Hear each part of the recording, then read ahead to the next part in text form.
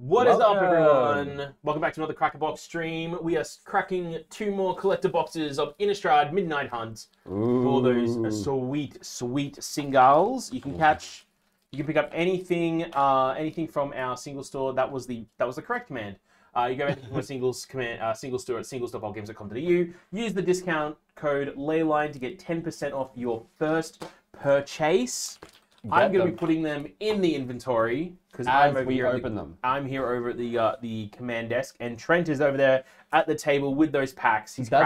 Cracking them open. Also, I'd like to quickly add, hello Entropic Spark, welcome. I'd like to also add very quickly, I'm going to pick these cards up. I'm going to show off this Dark Ritual Strixhaven Mystical Archive mat that we do have in store now. Maybe not this exact one, but we had these Mystical Archive mats in store available at vaultgames.com.au.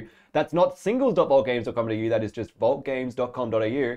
You can find those on our website, find all the different prints because these are actually phenomenal. Dylan and I were just remarking on the print quality of these because the lines are so hard, very comic book design. They remind me of the Yu-Gi-Oh playmats where they have these really nice crisp quality lines and they all just look absolutely phenomenal. So print quality up there, art quality up there. Get your hands on your Mystical Archive mats. If you've ordered with us, that also means that your order is here.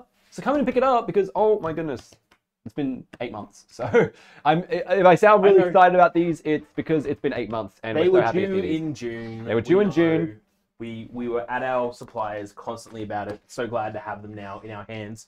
Oh, already passing it over. Already passing it over. I'm already cracking. Ding. Oh, ding in the pack. So while we chat about, we're going to crack these packs open. So I've now got a bit of a better angle now to crack these packs for you guys that you can see these cards as they get opened up.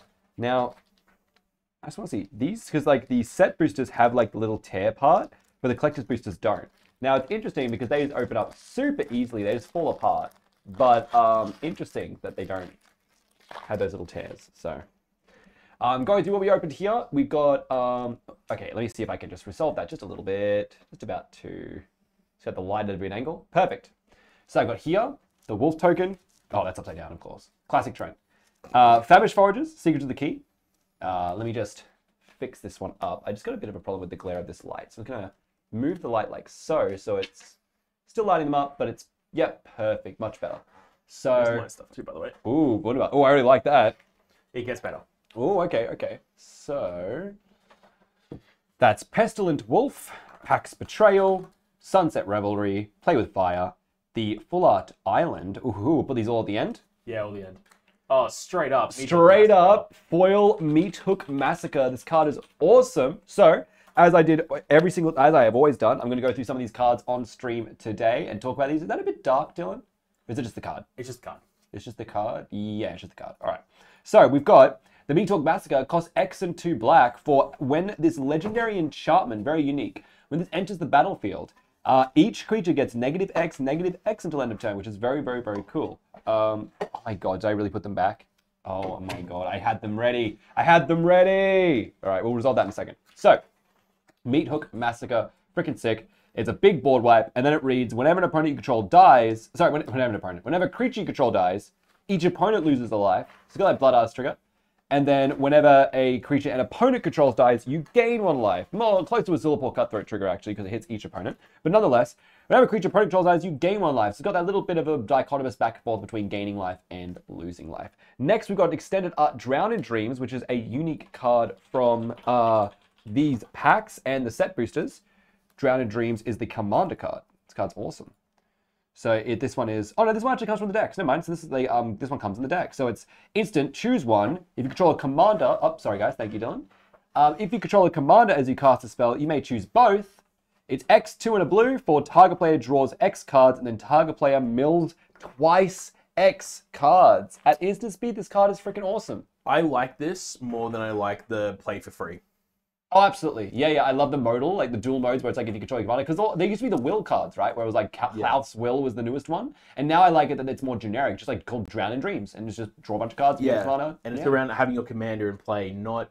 And it's not like as broken as clearly like what Fierce the Fierce Guardianship one is. Yeah, and like that's even the... And that's the thing. This is what I like to talk about. We talk about the floor of cards. Like those Fierce Guardianship line...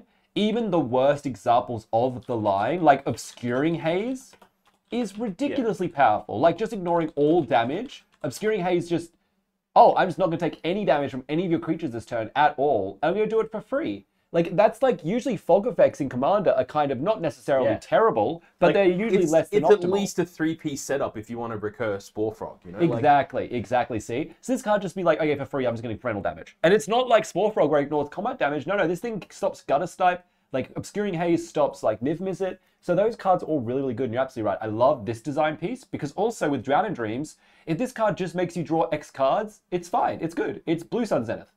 If it makes any opponent mills twice X cards, that's also a good effect, and it's also pretty well unique on this card, right? That's no other real card says make players mill twice X cards. So, you get 2 very good modes, and then if you have your commander, it becomes a very, very efficient card. So yeah, really good, really good. Again, much more healthy than that Guardianship line as a good example. Like Deflecting Swat. Oh my god, Deflecting Swat. Anyway, so Grafted Identity. This time, it's another extended non-foil. Card's pretty cool. Sack a creature to play it, and then it's control magic, but it gives a ++1. It's a bit more work than control magic for no reason, and it costs the same as control magic. And if you want this kind of effect, it's probably only redundancy in Commander for cards like control magic, or in Standard, it's gonna be really cool. But again, it's a neat card. It's definitely bulk rare. Kian Edwards says here, some say that Christian Bale was so dedicated to his role as Patrick Bateman in the critically acclaimed 2000 film American Psycho that he actually killed Jared Leto's stunt double. It's true. I was there. Anyway, how y'all going? Hey, Kian Edwards 999. Much better now that you're here, buddy. As always, we love seeing you in the chat. We just pulled ourselves, in the very first card, we pulled a foil Meat Hook Massacre. So just absolutely phenomenal here. That's how we're going. We're going this well. And then we also got like a Drown in Dreams, which is a really cool card. Kian Edwards, actually, perfectly is in the chat, because I'm sure, Kian, chuck us in the chat. What's your opinion on this? We were talking about this. The dual modal cards that care about your commanders, we think that's a way cooler design than the cards like Obscuring Haze, Fierce Guardianship, where you get to cast them for free if you have your commander. The cards that let you pick both modes with the commander. How do you feel about this design space? Because I love your input on the cards design space. Like, I love your input on Magic cards. So let me know how you feel about these modal cards, and tell me all about it while I go through some more cards. Now, we already knew about Graft Identity, sorry. We have... Ooh, it's a Showcase Rem Carolus Stalwart Slayer, or as I like to call it, the third amigo of Firesong and Sunspeaker. If you can have this guy and Firesong Sunspeaker out, oh my goodness. Oh my goodness. So very, very cool. Rem Carolus is really awesome. The foil Fangblade Brigand is pretty cool. And then we got a foil extended Geist Flame Reservoir. Very cool. Very, very cool. Big fan of that card. Big fan. Keen Edward says, I think it's very solid.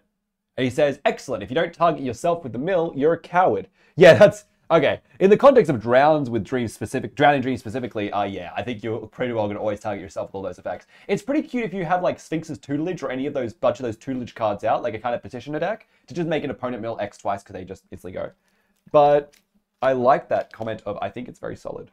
Speaking of very solid, we've got... I'm going to flip these backwards because we've got Dylan's pack here, who did really well, actually.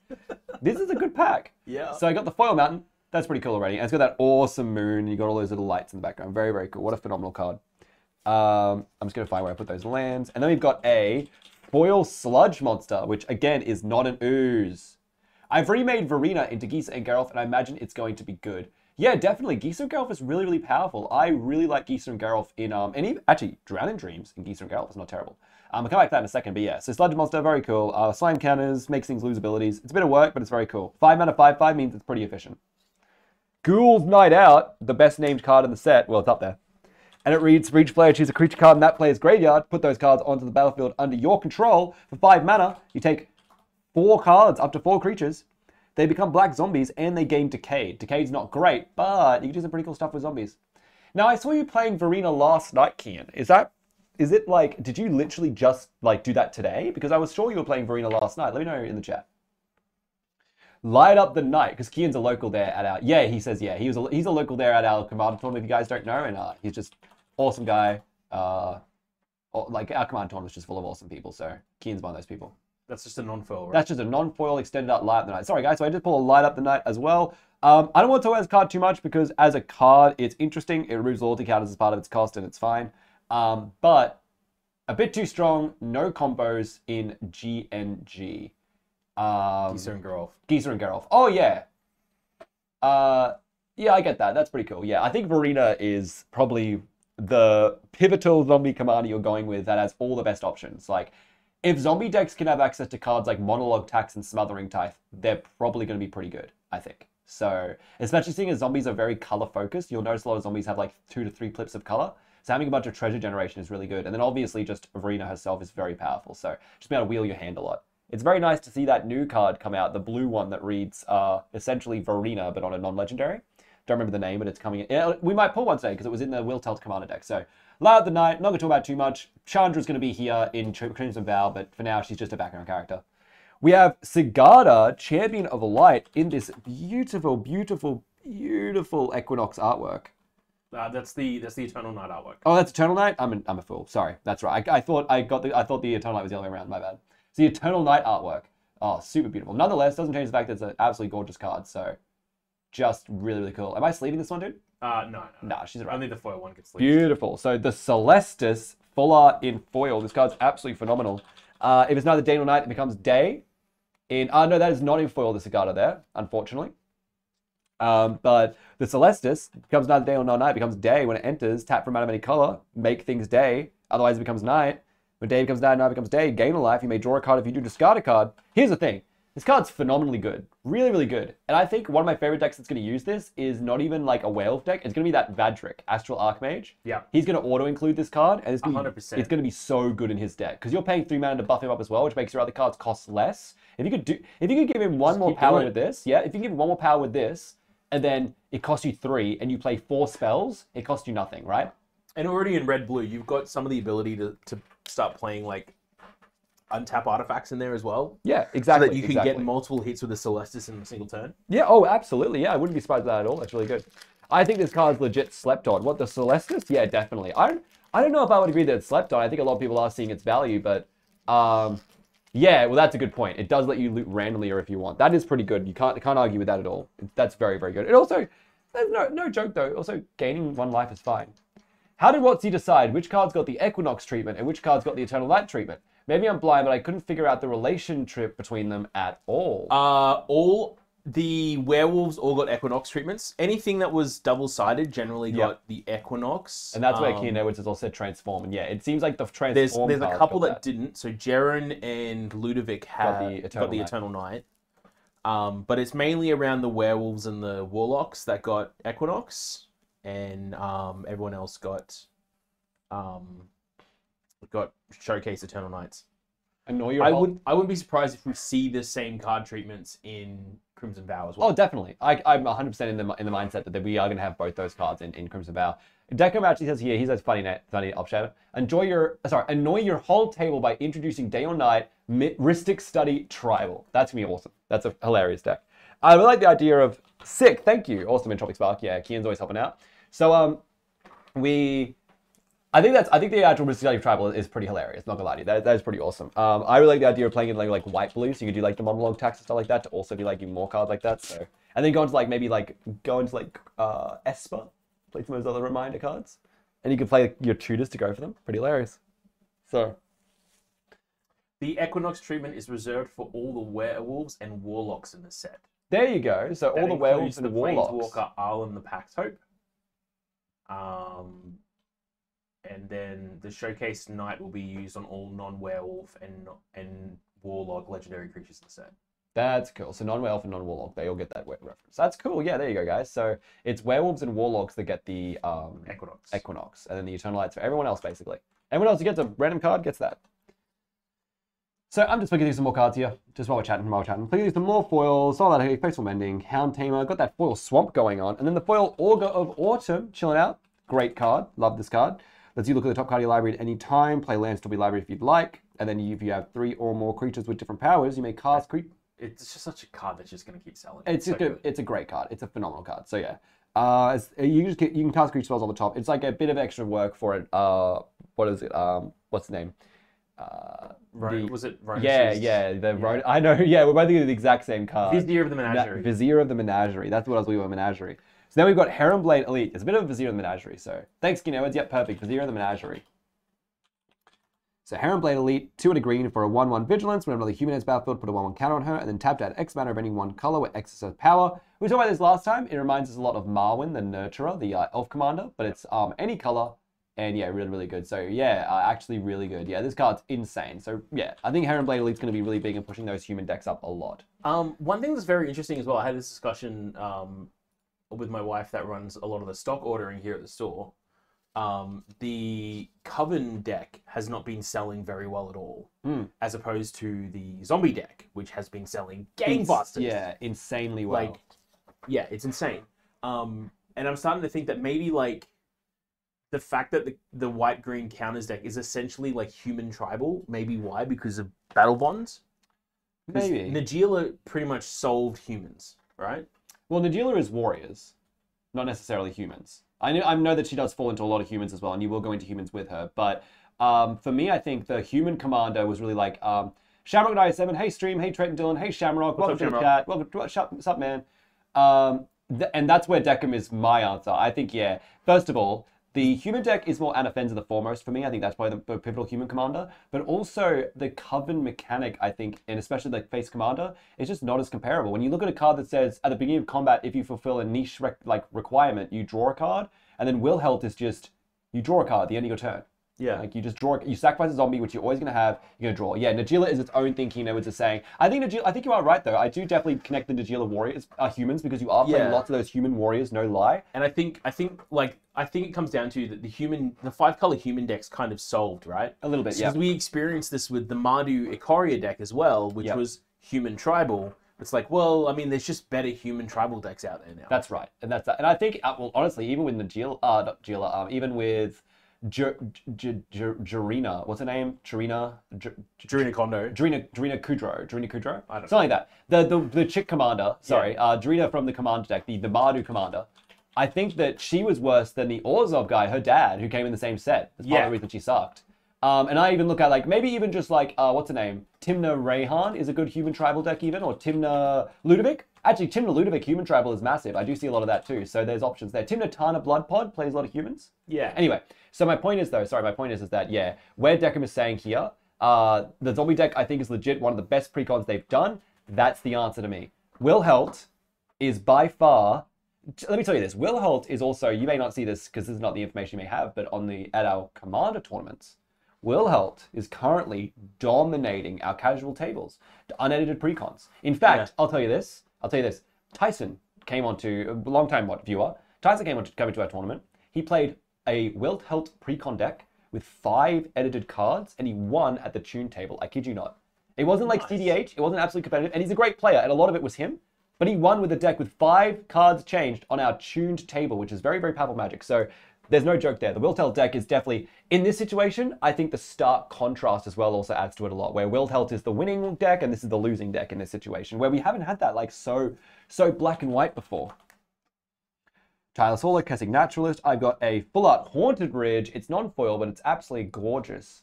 In fact, I kind of prefer it in non-foil. Yeah. It's absolutely gorgeous. And then we got that cool foil Equinox. Got it right this time. Brutal Cathar. Flipping into the Moon Rage Brute. I really love these designs. I love these cards. I think the art's just amazing, guys. Like, the art is just next level. So nice. It's not... I've been seeing a lot of, what's the term I'm looking for? A bit of riffraff, where people not liking the fact that it's a little bit too comical. It's a little bit too artistic. It's not as grounded as they would like sometimes. And I can agree with that. I can see where the art design for these Magic cards are starting to go in directions that maybe aren't,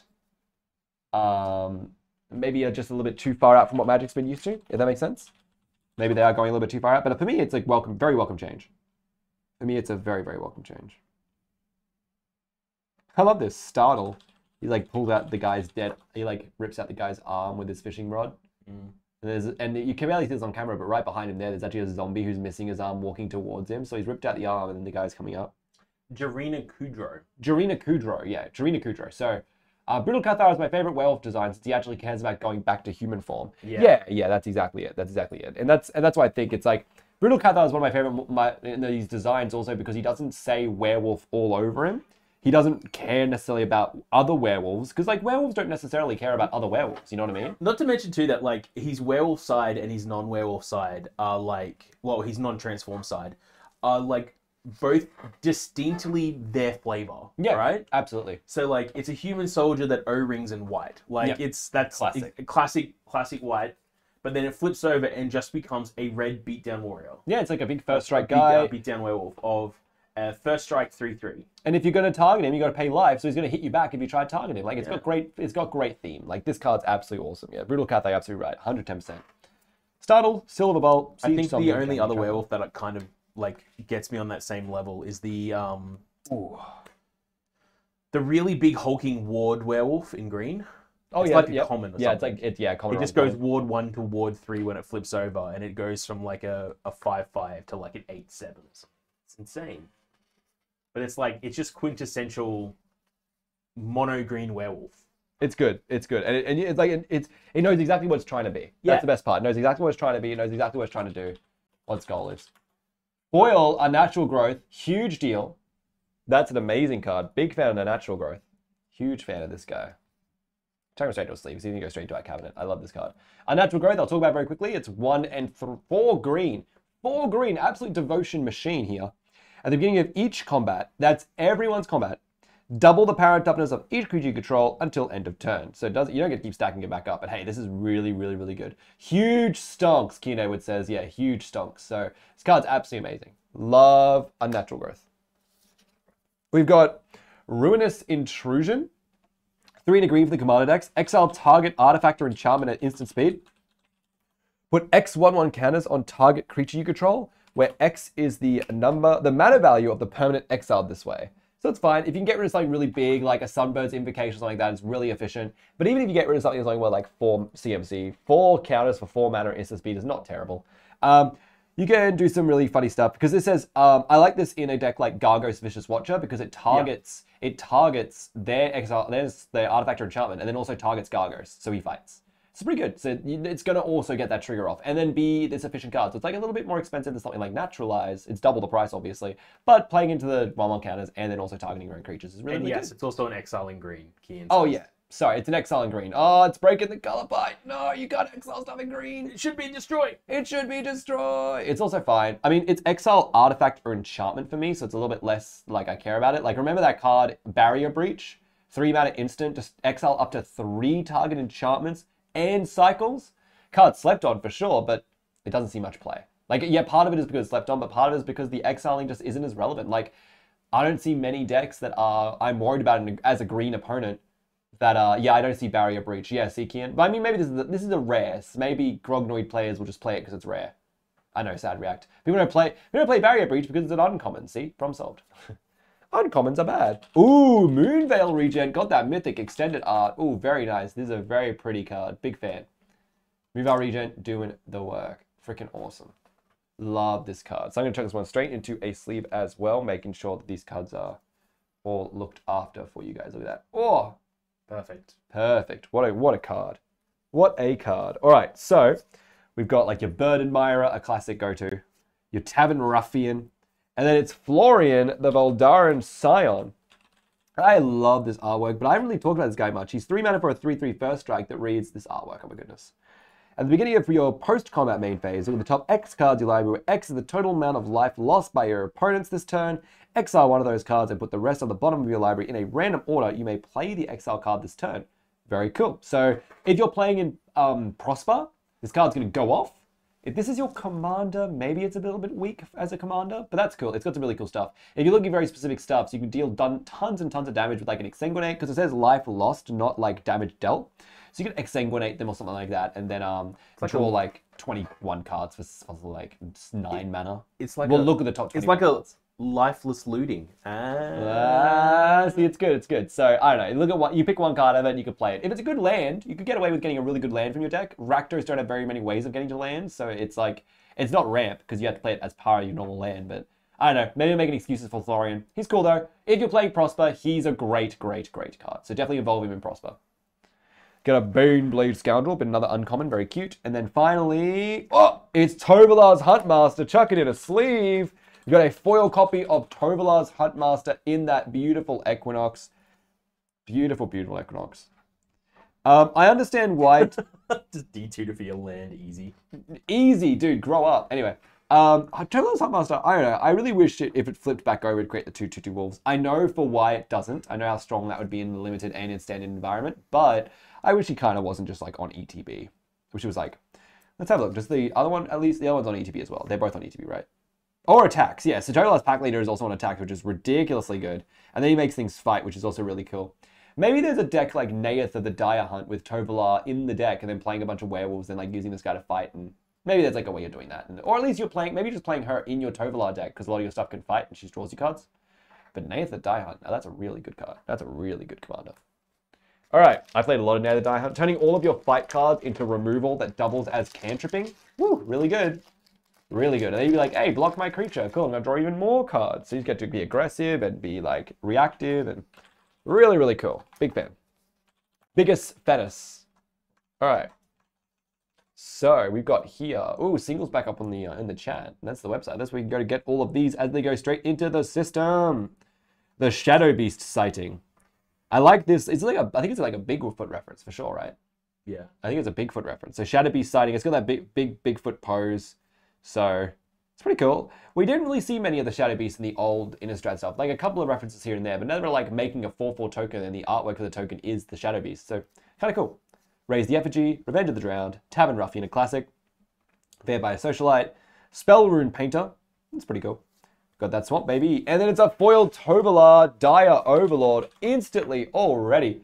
So Kia says the Virgin Azorius control versus the Chad Gruul control. Yeah, that's it, right? I've been really enjoying playing my Gargos deck because I feel like my Gargos deck is a form of like mono green control. If you guys don't know, Gargos Vicious Watcher is a really cool commander. He is 3/3 green for an 8/7 Vigilance Hydra. So he's a 6-mana 8/7 with Vigilance. Great keyword, great power toughness. No downsides. He just reads that if any spell or any spell, so not ability, but any spell that targets any of your creatures forces Gargos to fight, something you don't control. So you can target him with stuff that gives him hexproof, you can target him with stuff that gives him power and toughness, stuff like that, and he'll fight things. So he becomes this big removal stick. He also makes Hydras cost 4 less mana each when you're casting them, which is, it's cute. You can also get away with a couple of Hydras in the deck, but mostly I love all the interaction he has, and all the instant speed interaction, because you can fight a lot at instant speed. Here we have Eloise, Nephalia Sleuth. She says whenever another creature you control dies, investigate. Whenever you sacrifice a token, surveil one. Very cool. This is really good in the Will Telt deck, I'm not going to lie. It does come in the structure deck, but it's very cool. Here it says, OMG, he says in the chat. He's thinking something. Something's happening. Or maybe he's just very excited about Nephalia Sleuth. Who knows? No reminder text on surveil? I know. How will I know what it does? How will I know what it does? I've got here Galvanic Iteration for red and a blue. Instant speed. Whenever you cast your next instant or sorcery spell this turn, you may copy that spell. Sorry, must copy that spell. You may choose new targets for the copy. Flashback 3. Pretty cool. Did they save card text? I know, right, guys? I know. It's crazy how they saved card space. Dawnheart Rejuvenator, Fangblade Brigand, and then Ludovic Necrogenius. What a cool card. Love this guy. On the back is Olag, Ludovic's Hubris. So yeah, we were talking about this, and it goes to show apparently Olag is not Ludovic himself stitched into it. It's like a different guy. So I'll have to find out some more information for you guys. But yeah, it seems like it's not. We thought it was him because obviously, you know, it's kind of a transform card, and also it's called his Hubris. So it kind of seems like it's making like it's poking fun at him using it on himself, that kind of stuff. He's the final test subject, but still very cool. So nonetheless, Ludovic is an awesome commander. He's got a bit of a Lazav vibe, like the new Lazav. He's got that kind of vibe where he's paying X and copying things. Dawnheart Rejuvenator, followed by a foil extended Augur of Autumn. Oof. That's a cool card. Glad we got another one of those. Very cool. Chucking that one straight away. That is not in the system. Well, I'm going to put that one above because that one somehow still not has entered our website. That is incredible that we had this many streams in and we still don't have that in our website. That is absolutely incredible to me. I was so busy getting angry about that, I didn't even rip this on screen for you guys. Sorry about that, guys. But Bramble Armor, Flip the Switch, Moorcrop Behemoth, Timberland Guide, Borrowed Time, Dawnheart Mentor, Got That Plains, and it's a foil Rockfall Veil. Hang on, I'm just... Oh, you're doing a ticket. That's cool. Card, Augur of Autumn. I would be interested in buying that one. I was about to rush to the site. Oh, no, Declan. Well, you know what? We'll make sure we get this on the website just for you. And worst case scenario, it will be available and you know where to find us. So you'll be able to come in store and pick it up.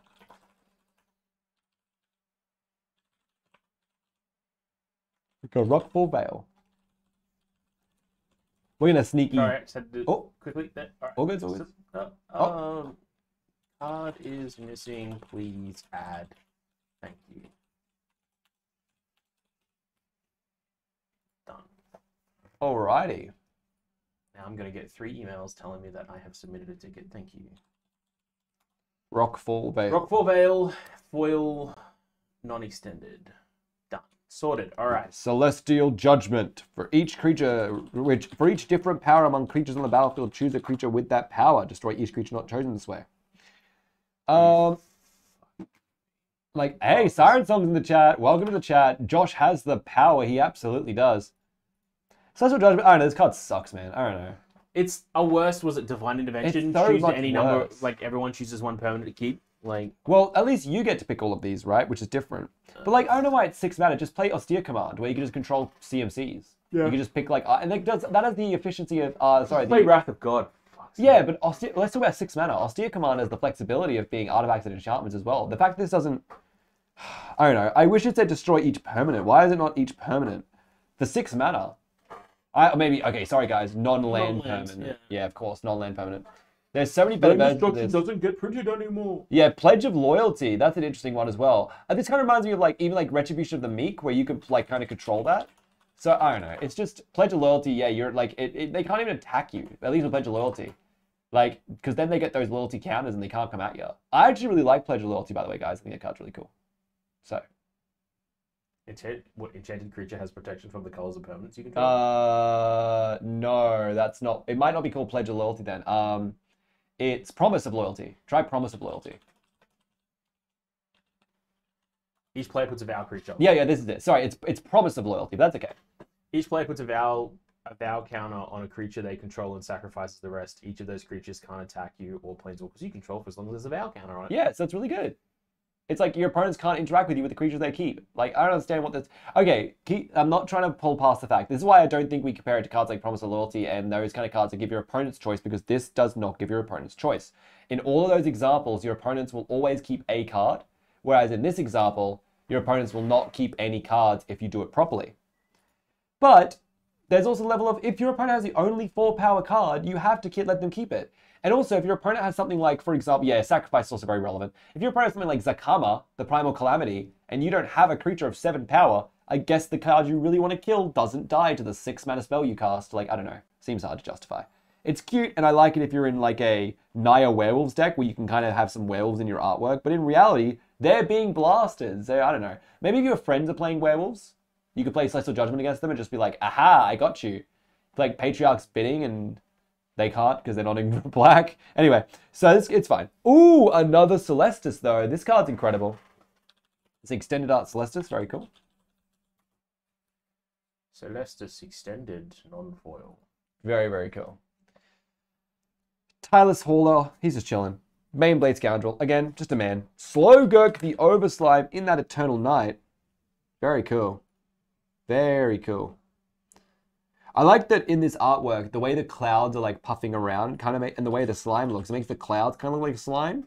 And then against the rocks here, there are some mushrooms that are like growing up and outwards. So I think the idea is like it makes the whole, because the way the water's moving makes the whole world look like it's sliming around it, which is really cool. I think that's a really cool dynamic, and it gives that like theme of like the land being turned to ooze around it, which is that kind of like what it does. It doesn't turn lands to ooze, but it cares about lands and it is an ooze, which is quite cute.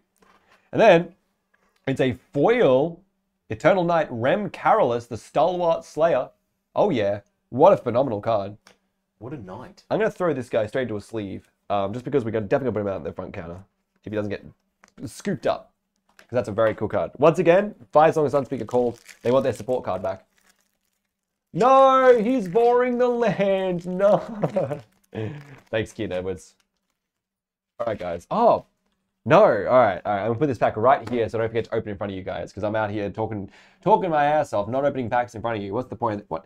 You know what? I know you guys are all just here to listen to me talk. I know you guys aren't really here to look at cards. I know. Thanks, guys. I appreciate that. So, got Sinus Cavalier, got that awesome Forest. He's cool. They've got Curse of Leeches in the foil. Curse of Leeches. Nothing special, just the foil. Oh. All right, let's get that focus going. Trust me. The foiling on this. Quality control, guys. Yeah, Deckham says it. Yeah, it's messed up. Look at this. All over the card. All the dark had these little tiny, like all these spots where it's ripped up. See that, Dylan? Yeah. I'm going to show it to Dylan in the flesh because it looks way crazier in the flesh. And I mean way... Oh, it's so bad. It's on the edges of the card. Look at that. Okay, let's put that one to the side. Yeah. Here, have a look. Have a quick look. It's actually insane. Oh. Yeah, it looks way worse in person. 1 million chroma transferred. You know, that actually might be a decent misprint. Yeah, it's pretty cool. All right, so we've got a Visions of Oh, sorry, you're going to have to focus that, mate. I know, it's so tough, right? Oh, no, 23. Oof. All right, so Visions of Duplicity. We've talked about this card before. Exchange control of 2 creatures you don't control. It's sorcery speed. If you're playing like Nezahal the Primal Tide, you're probably banned because that card's so overpowered. But if you're playing Nezahal the Primal Tide as your commander, this is a pretty cheap card for the flashback cost. It's pretty cool. So if you wanna break the game and play that card, I'll tell you about that later. I'll tell you about that later, Dylan. That's really interesting, actually. I'll tell you about that later. So Visions of Duplicity, very cool card. Vanquish the Horde. Now this is a board wipe. This is a white board wipe, people. So it's 6 and 2 white for a sorcery. Destroy all creatures. Simple, stupid. Just do it. But it reads, this spell costs 1 less to cast for each creature on the battlefield. Insane. A based wipe, he says. Yeah, it's an interested wipe. It's so funny. So really, really interesting. Really interesting. So cool card. Candle Grove Witch is next. She's cute. Love her. Bird Admirer. Still cutie. Denick, the Pious Apprentice. Look at him go. He's just such a nice looking dude. And then flipping over, he's got his Pious Apparition where he does not look so chill. Nice and chill. Not so chill. Oh, sorry guys. Not so chill. Our Lord and Savior Godric. Yeah, exactly. So, Denick, very cool. City Traveler, and followed by a foil full art Shipwreck Marsh. Let's leave that baby. She is freaking sweet. Love that foiling on this. Keep selling out of these lands. We do. They're really good lands. People should be buying them. There's no confusion here. Those Wolf lands. Now guess what, guys? Trent is about to open the pack right in front of you on stream. I know. It's crazy. It's almost like every other pack opening, except apparently I can't get it. There we go. So, very cool. Ooh, look at this guy. This guy is holding it above his head. All right, so that was fun. We've got Locked in the Cemetery, Duress, Search Party Captured, Gale Drifter, Defend the Celestis. Interesting. Go try and find out what that's got to do about it. Ominous Roost, one of the cooler arts in the whole game. Foil Mountain, followed by a Rite of Harmony. Very, very cool. I found out that Rite of Harmony, it's going to be impossible. What? Deckham says, whoa. So we got, what is that in response to? What is that? I can't tell what that's in response to. So, Sithis what? Oh, Solverinoed. Sithis Solverinoed. So, if you guys don't know, do you know this card actually already has an endless combo that you can't stop? With the Locust God. So this card right here, Rite of Harmony, reads, whenever a creature enters the battle under your control, draw a card. And then the Locust God reads, whenever you draw a card, you must create an insect. It's going to be hard to do in a commander game, since you can't play this in your Locust God deck. But if you're playing 5 color, you could just go endless and tie the game out if you don't have any interaction. Well, yeah, I mean, if you're upset that Golos is banned, bam, there you go. Sage of the Falls. Yeah, Sage of the Falls is very good with this. But, I mean, obviously you will just deck out and lose. Yeah, of course, you should actually play cards that win. Yeah, Sage of the Falls is very good with this. You should actually play cards that do actually go ahead and win the game for you. I like help you out. But, yeah, it's very interesting. So, I'm a big fan. I think it's really cool. Oh, yeah, of course. Like, I wasn't talking about with Rite of Harmony. I'm talking about with Locust God. Yeah, I know that, Kian. Don't worry. I'm talking about, like, the Sage of the Falls with Locust God is a thing that's been happening for a very long time. But that goes in the Locust God deck. That goes in the Locust God deck. Whereas this card, if you accidentally have this in your 5-color God deck, you're playing, like, Essica Gods, And you have Rite of Harmony because it says creature or enchantment. So you're playing this because you're going to get like Thasser and such, and you want to draw a bunch of cards. With your, like, you play the World Tree and you throw all the gods out and you draw a bunch of cards with this with the flashback cost. Too bad you lose because Locust God makes you draw your whole deck out and you lose instantly. It's just very funny. I think it's just really awesome. We've got a Curse of Clinging Webs. This card's really cool. I love this design. So it's 2 and a green for enchant player. Whenever a non-token creature enchanted player controls dies, exile it, and you create a 1/2 green spider creature token with reach. This card, in my opinion, is very slept on. It exiles their creatures after they die, and then it makes a bunch of 1/2 reach blockers for you, which is really, really cool. And it's very cheap. If it wasn't 3 mana, if it was even 4 mana, I'd probably be like closer to, I don't know. But at 3 mana, this card is very, very relevant. So I think it's really good. I think it's really slept on. We are just rolling in the Augurs of Autumn today. There's another extended art. That's a non-foil. It's not on the system, extended arts. Oh my lord. Of course we're going to open tons of those when they're not in the system. You've got Hound Tamer, Tappen Ruffian, and a full art Deserted Beach. Very cool. Graveyard Hate is illegal Reno. Supposed to be made by Zombie Gang. Exactly. Harvest Infiltrator. Sarith, the Viper's Fang in our Equinox foil. That's a cool commander. Tap creatures have death touch, untap creatures get hexproof, and you can pay 1 and tap to untap another target creature, or more importantly, land you control. I'll bring that up for everyone to see. I'm just leaving it right now. So she lets you pay 1 to tap to untap target creature or land you control. That's awesome. You can untap Nykthos, or you can untap anything that then untaps Heron extension. So it's very cool stuff. And then you can use her with things like Cura's Follower and lands and Illusioner's Braces and stuff like that in like a big Simic deck. There's lots of options. You can even do things with like, if she has, what's he called?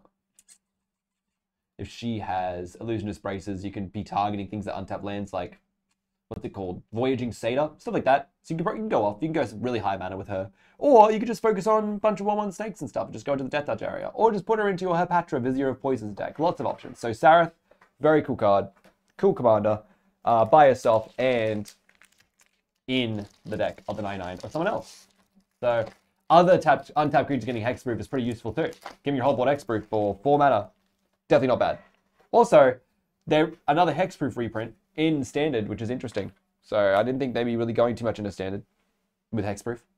Vampire Interloper, cool reprint. Abandon the Post, Bat Whisperer, Baithook Angler, the Foil Thermo Alchemist, chuck that in the system. Ah. Yeah. Ghoulish Possession. So foil thermo? Yep. Ghoulish Possession is 2 mana for an uncommon enchantment. Whenever 1 or more non-token creatures die, create a 2/2 black zombie creature with decay. This ability triggers only once each turn. This card is awesome. This card is really, really good. So it's only 2 mana. It says whenever 1 or more non-token creatures die, not you control, it makes 2/2s decayed zombies. This card's actually super pushed. I really like, if you're not playing Ghoulish Procession in your deck, I think this card's genuinely insane. So Kieran Edwards 999 saying, can I just say, and then in classic fashion is, we're waiting with bated breath. All right. So I've got a Mask of Grizzlebrand first. I think if you're willing to play Death Reap Ritual, you should play Morbid Opportunist. Yeah, more than likely. Is that a foil regular? That is a foil regular, my friend. Cool. Just give me one quick second. Beautiful. Just fixing up my quick pile there. Next, we've got a copy of Sigardian Zealot. It's a creature, and you draw immediately. Yeah, I mean, it's probably, yeah, it's pretty solid. It's definitely, like, just as good as Death Reap Ritual. I mean, it's got that kind of, like, once per turn kind of go-to, but... I mean, also, maybe being a creature makes it a little bit harder to justify. That's another option, too, because people are playing a lot of, like, creature removal. Maybe they're not playing much enchantment removal. Although, I think it's one of these things where Kian opens with, I think if you're willing to play Death Reap Ritual. That's the important part. If you're willing to play Death Reap Ritual, there might be a problem already. Briarbridge Tracker, in the extended, non-foil, is next. Amazing card. 4/3 with Vigilance with 3 is not bad at all. Oh my god, what did I just type? Briar Brigade. Briarbridge. Is that an extended regular or extended That's foil? extended regular. Non-foil. Extended non-foil. And I've got here a non-foil Catilda, Dawnheart Prime. Hang on. Hang on, Put that back mate. where it was. You're like moving back and forward. Sorry. Well, now everyone will be able to read the text, and I'll keep it to this size. That's just a regular, yeah? Yep. And then we've got a foil full art hallowed respite. I love this card. Please no. Please, please no. They're okay though. They're pretty good. The hallowed respites are quite good cards. Definitely a bit of a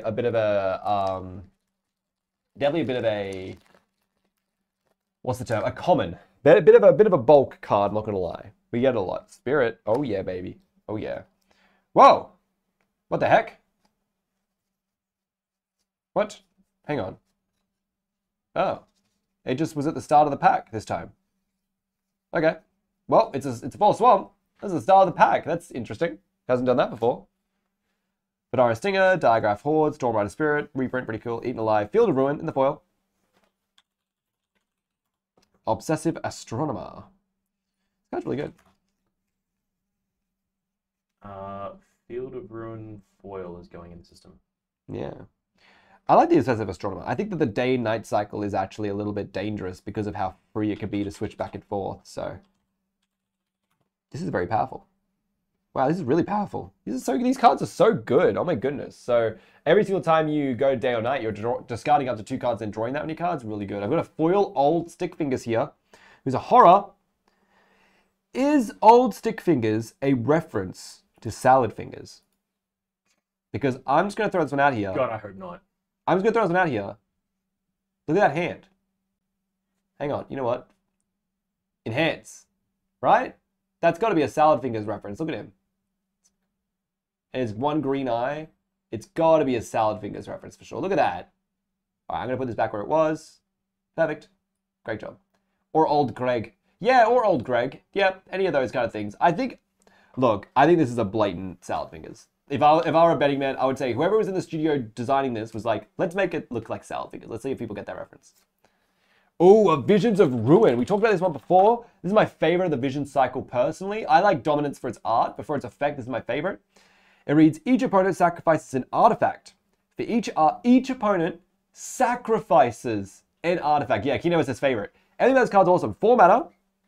It's for each opponent, so they can't get themselves hexproof to stop it. It sacks artifacts, they can't be indestructible. Then for each artifact to sacrifice its way, you create a treasure token. This card is so good. I've been playing Visions of Ruin in my Lathless Dragon Queen deck, and it comes out for 4, and then I flashback it for 4. And it's very, very good. I'm 4ing. All right, so we got Curse of Shaken Faith. It's extended 2-drop. What's the big meme? Give it Infect. It's the big meme. All right, very, very cool. Candlegrove Witch, love the art, don't love the card. Bird Admirer. Adeline, the Resplendent Cathar, 3 mana Vigilance, X4. Power exclude on the creatures you control. Whenever you attack, for each opponent, not with her, but just whenever you attack, create a 1/1 white human for each opponent that's tapped and attacking that player. I think this card's freaking awesome. Oh, sorry. This card's freaking awesome. This is actually interesting because treasures are push rituals. They absolutely are, Kian. They absolutely are push rituals. They're not just push rituals. They are the, like... It is just how rituals work nowadays. Anyway, so Adeline... Well, I guess I'll let you out like Jessica's Will, stuff like that, but that card's busted.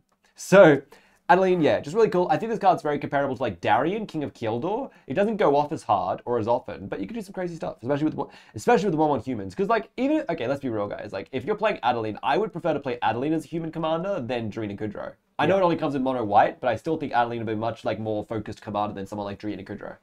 I think it would have been... I reckon that would have been much more interesting as a commander. Yeah, I mean... In a pre-con. I would have liked... You could have done more interesting things with it. I think this exact effect, except it costs red, black, white. And that is Drina Kudrow's, like, card. That's what she does. Like, I would have bought that deck. She makes humans, Keenwood says. She does make humans, I know. She doesn't make warriors. I'm sure that's where Keen's going next. She makes humans. So yeah, very, very cool. Candlegrove Witch, she's like, no, love me, please. I'm a good card. And I'm like, get out of it. Consuming Blob in the extended foil mythic. Oh my goodness, that is awesome, guys. I'm putting that guy straight into a sleeve. He is such a freaking cool card. God, I love this guy. So Consuming Blob has the Tarmogoyf kind of idea, where he's star +1 on toughness. His power and toughness is equal to the number of cards in your graveyard, but his toughness is that +1. It's card types among cards in, there we go, sorry. Card types among cards in graveyards, so yeah, heard you love goifs, exactly. At the beginning of your end step, create a green ooze with the creature power and toughness buff, has the same kind of effect. So it just like this is the classic ooze, an ooze that makes oozes. I would love to get into Simic oozes because I think goif should be a card type. Is it not? What's that lurk? Yeah, what? Really? It's not? What's the Lurgoif thing? Can you go to, Dylan, can you bring up Lurgoif something? No, look up Lurgoif artifact. Oh, a card type. I know what he means now. It's like not a super type. Sorry, yeah. Because no, there's an artifact that says all goif creatures, right? The new one from Modern Horizons 2. Yeah, super type. I see what you mean now. Yeah, I see what you mean. There was like a Lurgoif thing that's like it's an artifact. It dropped in Modern Horizons 2. I can't remember what it's called. Altar of the Goif. Altar of the Goif. What does that say? Whenever a creature you control attacks alone, it gets +X/+X until end of turn, where X is the number of card types among cards in all graveyards. Lurgoif creatures you control have trample. Lurgoif, that's it. Okay, yeah, Lurgoif. So yeah, I thought Tarmogoyf like... is a Lurgoif. So is... Yes, they're all Lurgoifs. That's cool. I thought they were Goifs, but yeah. But no, yes, Lurgoif should be its own card type, 100%. So is Lurgoif. Well, wait, Lurgoif is a Lurgoif? Yeah. No. Insane, really? Right? Crazy. That's actually, I'm actually gobsmacked. I don't think we can finish the stream now. I'm actually like so worked up. I might be a little bit backed up now because of that. That's how quickly and hard my body rejected the idea that Lurgoif was a Lurgoif. Lurgoif is just a correctly costed Tarmogoyf. Oh yeah, exactly. Yeah, exactly. Now I will ask Dylan if you could do me a big favor just to kind of swivel a little. Yeah, thank you. Oh, we have a Hydrate redemption from Deckham. By the way, Deckham has probably never seen this before, but I'm just going to show right here my bottle of water. You have water? That I drink. And I drink this whenever people redeem Hydrate. I always have water with me. I also have a blue... Dylan's giving me the look. Wow, real water. I know. Real water. I know, exactly. In 20 years, who knows where you'll find it? Exactly. In 20 years, you know, by the amount of non-drink water I drink, you may not even be able to meet me. You won't be able to find me. You'd be looking with a metal detector, my friend. All right, so I've got the next pack to be opened. All right. Getting keen, boys. That foil mythic extended. The consuming blob has me excited. Very excited. We've got a Candlegrove Witch. Witch Candlegrove. We've got Defenestrate. The chaplain would perhaps have found some small comfort had he had known that the replacement window would be named in his honor. Oh, that's nice. Organ Hoarder, me. Burn the Accursed. Infernal Grasp. This is an awesome card. Can you bring up Infernal Grasp? Put that to the side, please. Yeah, definitely. Because that's seeing a lot of play. Yes, it's huge. It's a massive card. So definitely in the foil. Infernal Grasp foil. Interesting. Wonderful. So that's there. Then we've got Heirloom Mirror. Interesting. It flips into Inherited Fiend. It's a pretty cool card. Got a Forest. Sigarda's Splendor in the foil. This card's really awesome. I love these cards that give white more single life gain triggers. Kino, it says, God, I love being thrown out of windows and starting the 30 Years War. Yep. This guy's going to empty the laboratory. All right, guys, get onto the website. Get onto the website right now because empty the laboratory just dropped, boys. X and 2 blue for sacrifice X zombies and reveal cards to the top of your library until you reveal a number of zombie creatures cards equal to the number of zombies sacrificed this way. Put those cards onto the battlefield and the rest on the bottom of your library in a random order. This card is insane. It's so good. Nah. Should have been just a zombie creator like Empty the Warrens. Yeah, I should have said made X. You make that many 2/2 zombies. Make 1 2/2 zombie Storm. That's all it is. That's just what it says. It's 2 blue for create 2 2/2 zombies with Decayed Storm. Yeah, that would be broken. That would still be overpowered. Anyway, this card's awesome. Sludge Monster in the extended. It's cute. Another one. Yeah, another one. You smart. You loyal. You Sludge Monster. Dawn Art Rejuvenator's chilling. Harvest Tide Infiltrator's chilling. Jadar, Ghoul Caller of Nephalia. God, this guy's artwork is so gross. His tongue is so long and he's drooling into a zombie's mouth. But he's like totally not a zombie by any metric. So it's just gross and crazy and ugh. Everything about it is wild. So what a guy.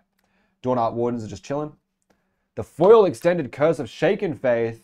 And there's that Bigfoot.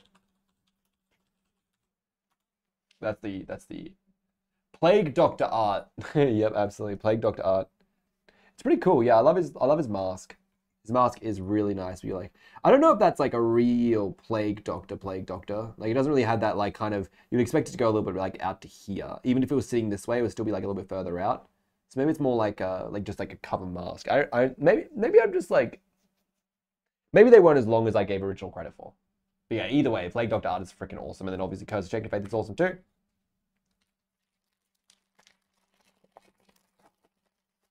All right, we got Harvest-Tide Sentry. It's a cool card. It's Eccentric Farmer. Oh, look at him. Careful now. Don't want to get the seed stuck in your feelers like last time. Oh, it's cute. Stuck to your feelers like last time. It's wonderful. It's actually really quite cute. You know, it costs... Oh, he does cost 3. It's terrible. Ritual Guardian, Shady Traveler, Cathar's Call, Village Watch, an Island. Whoa! And then Gisa, Glorious Resurrector in the foil. Awesome card. Oh, here we go, guys. All right, here we go. So we got Curse of the Relentless Dead. Restless. No, Restless Dead. Yeah, I realized. Curse of the Restless Dead. 2 and a black for an Aura Curse. Enchant player. Whenever a land enters the battlefield under enchanted player's control, you create a 2/2 black zombie creature token with Decayed. So powerful. These are just so many cards now that just churn out zombie after zombie after zombie. So you can really go off. It's awesome. We got Storm the Festival next, also in the extended non-foil. 3 and 3 green for look at the top 5 cards of your library. You may put up to 2 permanent cards with mana value 5 or less from among them onto the battlefield under your control. Put the rest on the bottom of your library in a random order. That's flashback to 7 and 3 green for 10. So pretty cool. Kian's mentioning Curse the Restless Dead. You can just curse yourself. In fact, you probably always will just curse yourself. So you can have full control of it. But I really like the idea of Curse of the Restless Dead actually in a deck like a Gitrog Monster deck is where I really like this card's like kind of explosiveness. Gitrog Monster can like put a bunch of fetch lands on the battlefield and at the end of the turn, of your turn, like put them all into the, like crack them all, play a bunch of lands, make 6 2/2s, then just attack him with 6 2/2s. It's really insane. So, and 6 2/2s doesn't sound like a lot until like you're on like 7 8 life and they're on like just the Gitrog Monster, and all of a sudden out of nowhere they just get a bunch of creatures. Plus you're kind of forced to remove it and then they can just make those zombies in response. So there's lots of cool things there. Very, very cool. We've got Storm the Vessel, like I mentioned before, Tireless Haulers just chilling, Village Watch. Graveyard Trespasser, speaking of graveyard hate. That's a cool card. Love Graveyard Trespasser. Too many S's, Dylan. Tireless Hauler. This ain't us. Is that a foil Trespasser? It is not, unfortunately. It is a non-foil Equinox. Cool. This card's so cool. We got a Siphon Insight in the extended foil. I love this card. So it's blue-black for look at the top 2 cards of target opponent's library. Exile one of them face down and put the other on the bottom of that library. You may look at that and play that exile card for as long as it remains exiled. And you may spend mana as though it were mana of any color to cast it. Then like a Godty, but it's just once. Excuse me. And then you can flashback for 3. It costs 2 instant speed, and you can flashback for 3 instant speed. It's very good. It's very, very, very good. I love this card a lot. Then the big 3/3 insect eating a freaking whole snake. It's an ant, and it's eating there's a whole snake in his mouth. That's wild. And then this old mate has a great time. He's just a human. He's just a man looking at a girl. All right, so we are cracking up some boosters. Harvest-Tide Sentry, Startle, Pestilent Wolf, Bait-Hook Angler, Digraph Rebirth, Spell Rune Painter, that foil Plains, and a foil Intrepid Adversary. That's a cool pull already. Very happy with that guy. Intrepid Adversary. Intrepid in the foil, yeah. Regular art, yep. Yep, just the regular foil. That's cool. It's a cool card. It's a cool card. It's a cool card. We got Ravenous Rotbelly in the extended. Card's amazing. Ravenous Rotbelly has that real wooden pivot, didn't read. So Ravenous Rotbelly is massive. Awesome card. So it's 4 and a black for a 4/5. When ETBs, you sacrifice up to 3 zombies. When you sacrifice 3 or more zombies this way, sorry, 1 or more zombies this way, each opponent sacrifices that many zombies. Stack up to 3 creatures, and everyone else sacrifices that many zombies. Sacrifice these zombies, sorry, each opponent sacrifices that many creatures. And but if you're playing in Decay zombies anyway, like yeah, it's free. And then if you have like your Grave Pack style of stuff or your Dictator of Erebos stuff like that, like you can just go off really hard and make everyone just lose their whole fields. And then they're no targeting, no destroying, or sacrificing. Like I think this card is a better board wipe than the card we saw in the white. This is better than that card, that 6-drop, because it's just it's a 5-drop. and then it makes them sacrifice 3 creatures. Like, it's crazy. So, then we got a extended art Intrepid Adversary. So we've got 2 adversaries in the same pack. And they're the mono white one. That's hilarious. Card is freaking awesome. Then we've got a full art Haunted Ridge. Another one. Another one. And the extended foil is a Sun Gold Sentinel, unfortunately. That's okay. It's a cool card. ETBs or attacks, exile to 1 target card from a graveyard. Very good in the context of flashback. Coven for 1 white. Choose a color. This gains hexproof from that color until end of turn and can't be blocked by creatures of that color until end of turn. Activate only if you control 3 or more creatures with powers. It's pretty solid. It's a 2 mana 3/2. It's just one of these really cool cards. It's really solid thank you. Really solid in something like Standard, Limited amazing, obviously. These are just really cool decks and builds around this, but I don't see it as being much of a commander staple, unfortunately. It's kind of cool. Elemental token.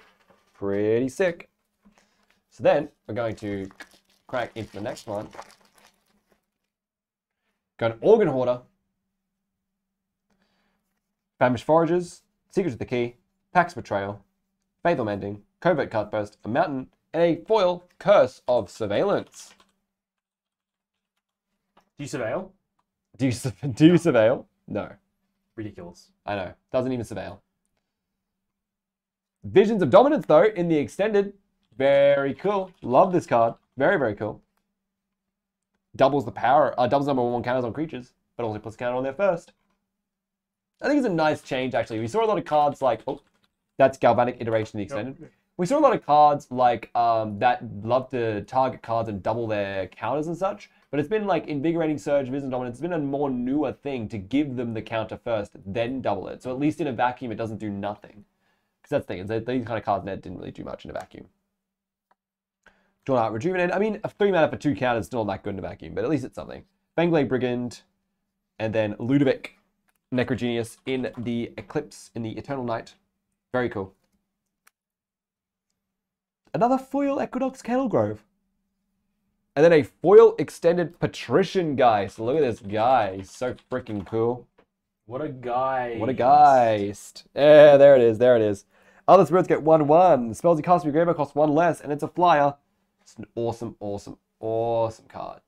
Just phenomenal. Get your hands on one of those from the website. Grab another pack. We're not even close to done yet, guys, but do not worry. That looked like the last pack. I got my 2 packs of me and Dylan set to the side, ready to go. As well as a few more packs to get through. Silver Bolt, Eccentric Farmer. Oh, let's grab this. Gavity Trapper, Timberland Guy, Necrosynthesis, Winterthorn Blessing, and a foil Island. We now have a foil Denic, Pious Apprentice. Cards in graveyards can't be the target of spells or abilities. Cool guy.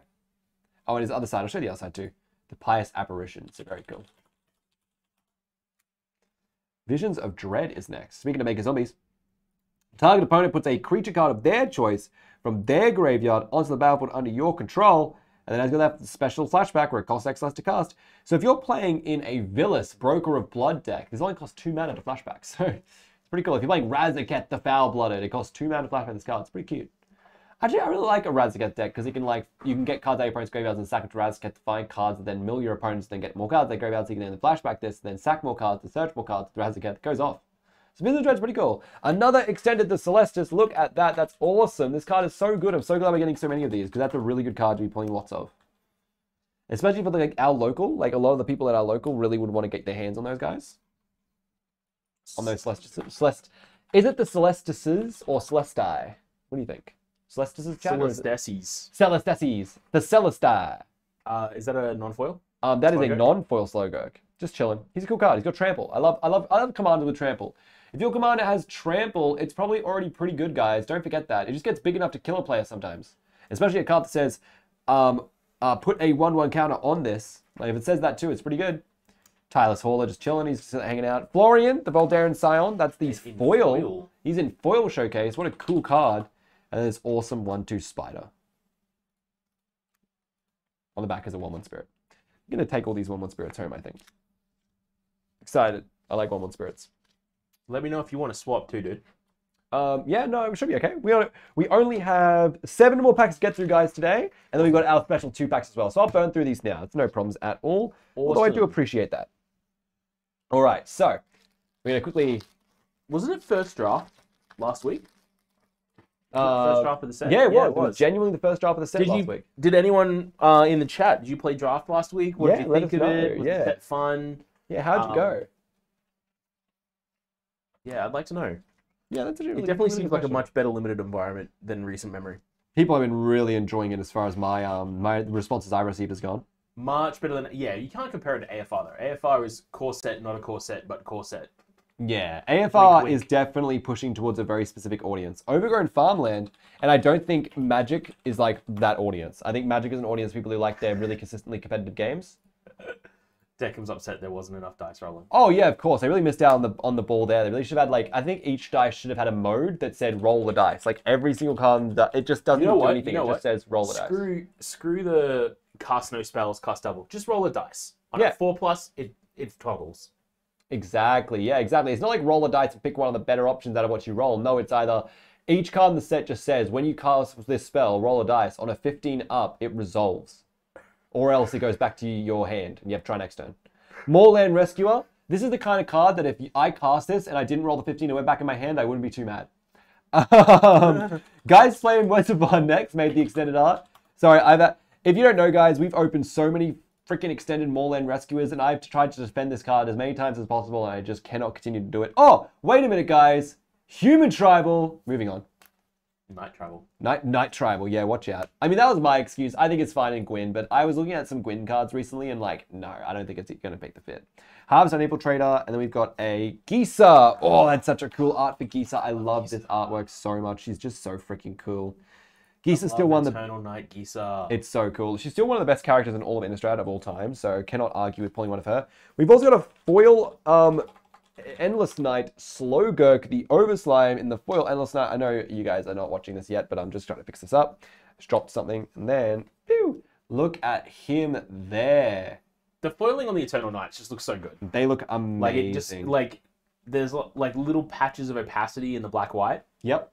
That just lets the foil come through. It's so cool. The black's very opaque. What's just give up. Make only these cards. Yeah, right? Like, really. You know what? Okay, I will say, my big thing about this guy is, like, say what you want about Secret Lairs, but at the very least, at least Secret Lairs taught Wizards that this was an acceptable, like, marketing strategy. Yeah. And it taught them that we would pay real money for this, and now it's, finally arriving in normal packs. And I hate that Secret Lairs still exist. I also hate that they were the beta test for it. I think they could have just put these in commander decks or something and tried that. Maybe made the commanders look very strange, like that kind of stuff. But for me, this is a very cool result. I'm glad that we're here now. We've gone through the chaff. We've waded through it all. We waded through the Mythic Planeswalker box. Remember that? Thanks, Hasbro. So now that we're here, I'm glad that this is the resolution because these cards are absolutely phenomenal. I'm so glad they're in my life. And hey, if you're just getting black-white art, you know, you're going to probably save about 25% on your art bill. That's a good point, actually. That's a good point. Actually, guys, that's another thing. Yeah, I've been recently collecting a lot of the signed art cards because I will give credit where it's due. Magic is finally giving credit where it's due. A lot of the artists are like, a lot of the Magic logic is, we pay our artists, therefore we don't need to give them like too much representation. It's like, no, you absolutely should represent them as much as possible because your artists are what make your game. If you didn't have the kind of amazing artists you guys did, you wouldn't have the kind of game you do. Sorry. I just looked at my phone with a ding from Piper, and she's made Pokemon cards for our stream tonight. I like that. That's perfect. Yeah, that's perfect. Right. Yeah, these are perfect. We can't do this right now because we do have some viewers, but that is a bit of a little sneak peek in our next stream tonight. We're gonna have a crazy stream tonight, so yeah, we'll see. All right. So Storm Skrillex. We'll talk about that in a second. Storm. Oh, I didn't even know the name was Skrillex. That's really cool. So installs your card spells you cast cost 1 less, and he's a scary Drake. He is a scary Drake. He's Skrillex. I like this. He's a Storm. I love it. All right. So we've got Dissipate. It's cool. It's fine. Foil Forest. Awesome. Based. Memory Deluge. This card is awesome. So this card I really like. Memory Deluge. I wasn't really talking about this much when we first saw it, but I actually even really turned around. That's Skrillex. Dude, I love Skrillex. I don't listen to him anymore. I haven't listened to him many years, but I used to like really be into Equinox. Oh, Damn, speaking of, I can't believe I defaulted to the song Equinox. Anyway. Memory Deluge, 2 and 2 blue for an instant. Look at the top X cards of your library with X the amount of mana spent to cast this spell. Put 2 of them into your hand, the rest at the bottom of your library in a random order. With the top 4 cards of your library, put 2 in your hand. That's fine. Draw 2 for 4 is not very good. Look at the top 4 and pick 2 from them is fine. 7 mana, you get to do it at instant speed, and you get to look at the top 7 and pick 2. Personally, I think this card is good. It's flexible. It's fine. I like it. You can mill it. Like, I would play this in my Unesh deck and just mill it and then look for the flashback option when I have lots and lots and lots of excess mana. But I don't know how I go at this in Commander. I think it's more like a standard or modern piece. It's very cool, though. Horde Wing Scab. This card's awesome.